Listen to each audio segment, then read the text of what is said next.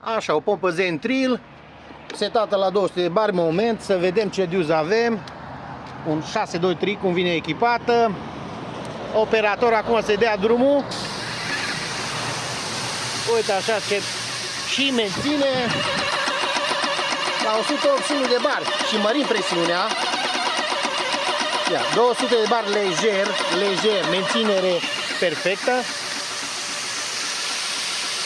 Și bineînțeles, silențios. Hai să mergem și pe gama de 120 de bar. Ar fi cel mai indicat, 120-130. Aici ar trebui să vă obțin. Pentru pulverizare bună și fără vapor. Uite, cu 623. Spor, viteză, calitate. De la Zentril, încă o dată vă arăt. Pompă 3,2 litri pe piston. Luați cu încredere, cu Zen Control. Ernest Tours vă salută. .ro